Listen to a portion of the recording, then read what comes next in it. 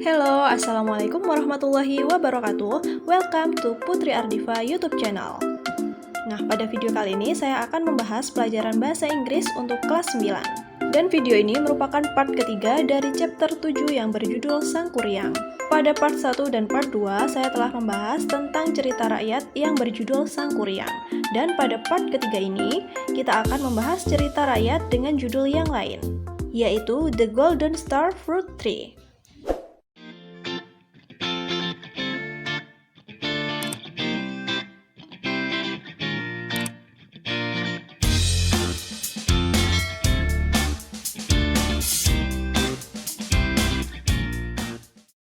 Dan kita akan memulai part ketiga ini pada halaman 140.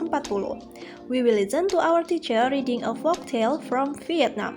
The title is The Golden Star Fruit Tree. Kita akan mendengarkan guru kita membacakan cerita rakyat dari Vietnam yang berjudul Pohon Belimbing Emas.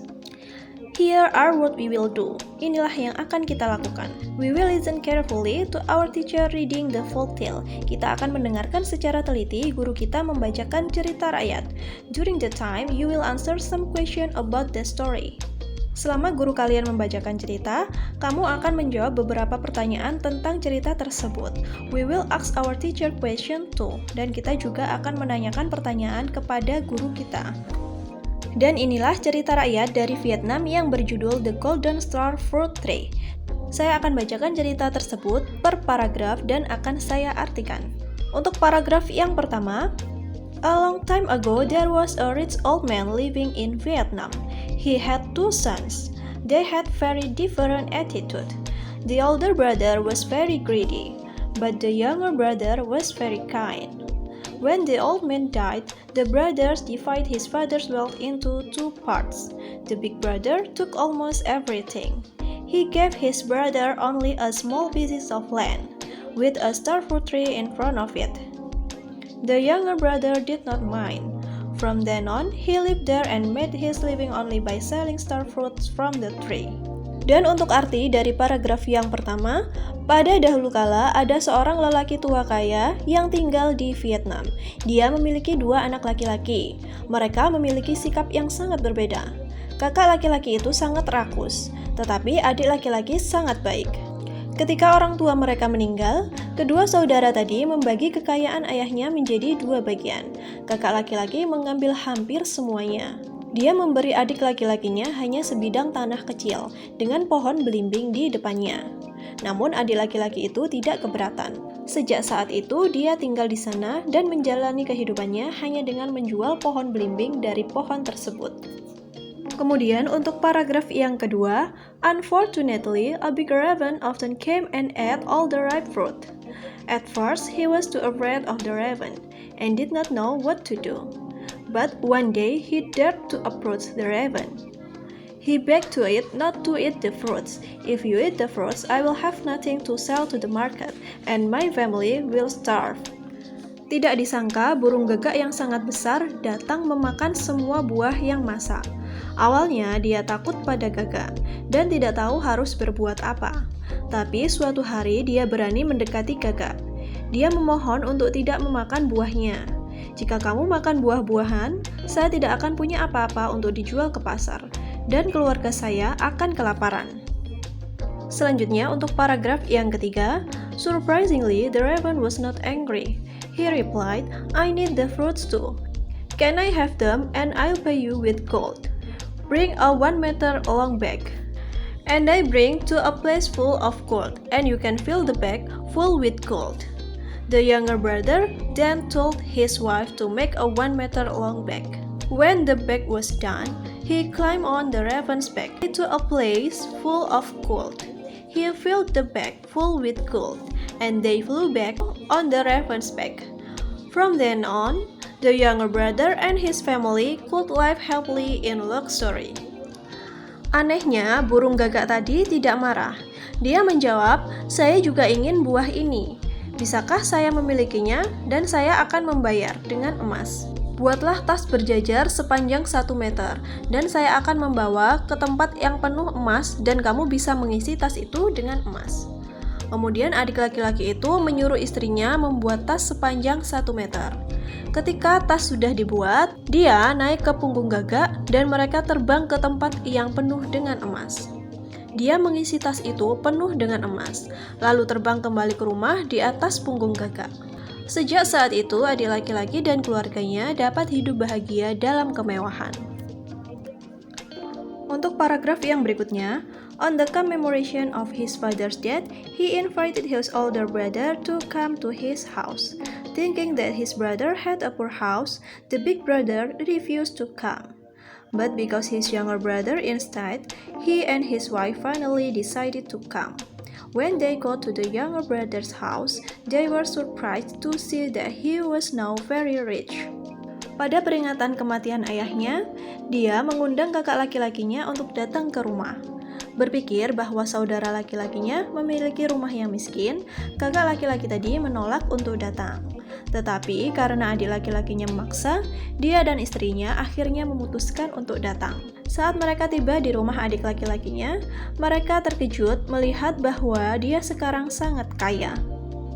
Pada paragraf yang berikutnya, he asked his younger brother how he had got all his wealth, and the younger brother was happy to tell him the truth. Then the greedy brother and his wife offered the younger brother to trade all their fortune to the star fruit tree. The younger brother gladly accepted the offer.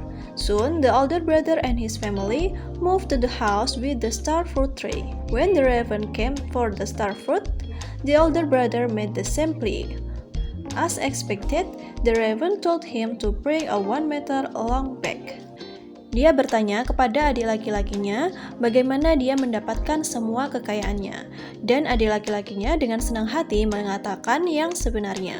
Kemudian, saudara laki-laki yang rakus dan istrinya menawarkan adik laki-laki untuk menukar semua kekayaan mereka dengan pohon belimbing. Adik laki-laki itu dengan senang hati menerima tawaran tersebut. Dengan segera kakak laki-laki dan keluarganya pindah ke rumah dengan membawa pohon belimbing.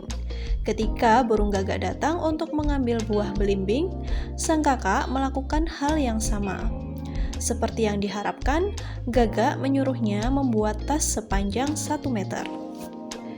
Selanjutnya untuk paragraf yang terakhir, because he was greedy, he asked his wife to make a much longer bag. When the bag was done, he climbed on the raven's back and then they flew to the place full of gold. He filled the big bag with gold. He also brought some gold in his pocket. On the way home, the load soon became too heavy for the raven. Unable to hang on, the raven swayed, and the greedy brother fell straight down to the sea with his bag and pocket full of gold. He sank very fast down the sea. The older brother finally died. He died because of his greediness. Karena keserakahannya, dia meminta istrinya membuat tas yang lebih panjang. Setelah tas selesai, dia naik ke punggung gagak dan kemudian mereka terbang ke tempat yang penuh dengan emas. Dia mengisi tas besar itu dengan emas. Dia juga membawa emas di sakunya. Dalam perjalanan pulang, beban gagak terlalu berat. Gagak tidak dapat menahan dan terjatuh, dan saudara serakah itu jatuh langsung ke laut dengan tas dan saku yang penuh dengan emas. Dia tenggelam sangat cepat di laut. Kakak laki-laki itu akhirnya meninggal. Dia meninggal karena keserakahannya. Setelah kalian mendengarkan cerita tentang The Golden Star Fruit Tree, selanjutnya saya akan jelaskan tentang struktur teks pada cerita rakyat atau folktale. Untuk yang pertama yaitu orientation. Pada bagian orientation, ini merupakan bagian pengenalan dari tokoh, latar tempat, dan waktu dari cerita tersebut. Kemudian untuk bagian yang kedua yaitu complication. Untuk complication yaitu konflik yang muncul dalam cerita tersebut. Sedangkan yang ketiga adalah resolution. Resolution yaitu penyelesaian masalah dari konflik yang muncul pada cerita tersebut. Jadi untuk struktur teks pada cerita rakyat atau folktale terdiri dari 3 bagian, yaitu orientation, complication, dan resolution. Kita lanjut untuk aktivitas yang berikutnya.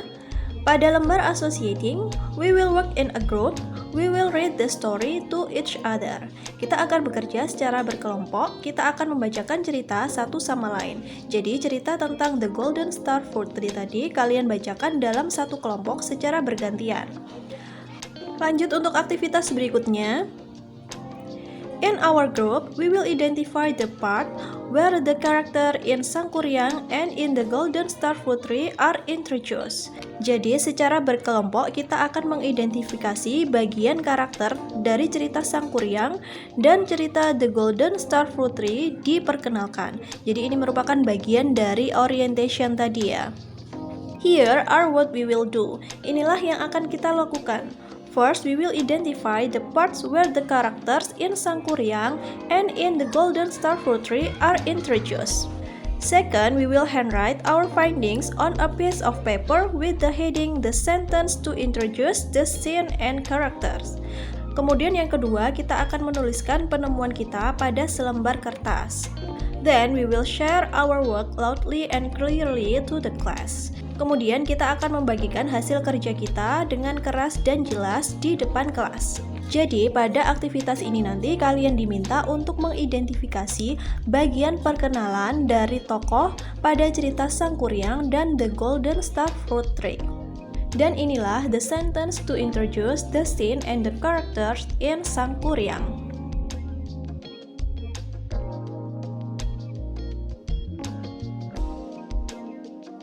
And the next, the sentence to introduce the scene and the character in the Golden Star Fruit Tree.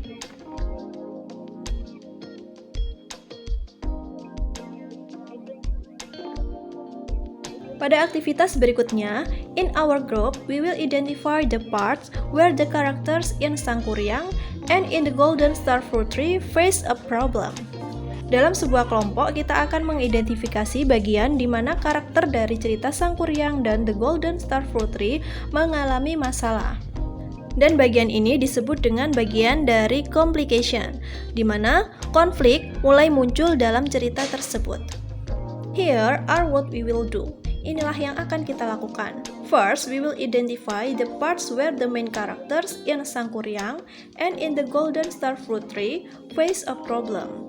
Pertama, kita akan mengidentifikasi bagian di mana karakter utama dari cerita Sangkuriang dan cerita The Golden Star Fruit Tree mengalami masalah.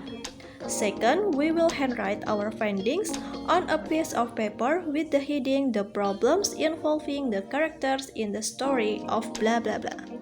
Dan yang kedua, kita akan menuliskan penemuan kita pada selembar kertas. And here's the problem involving the Dayang Sumbi and Sangkuriang in cerita Sangkuriang. Inilah masalah yang melibatkan Dayang Sumbi dan Sangkuriang pada cerita Sangkuriang.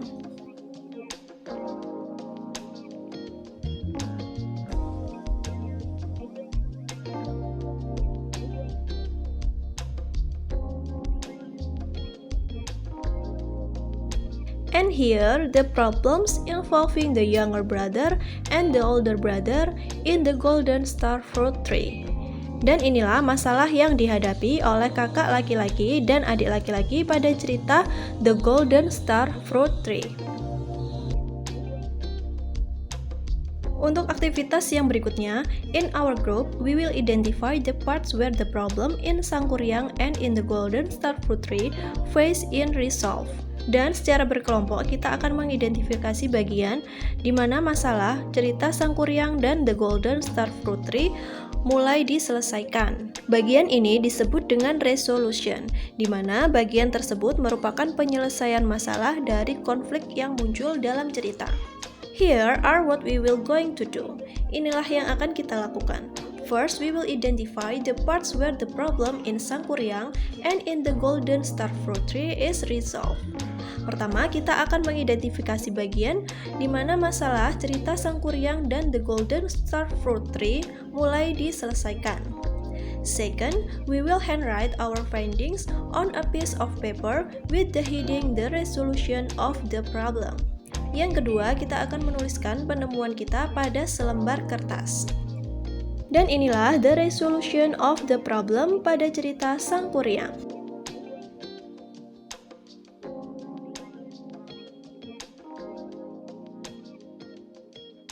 And here, the resolution of the problem from the story The Golden Star Fruit Tree.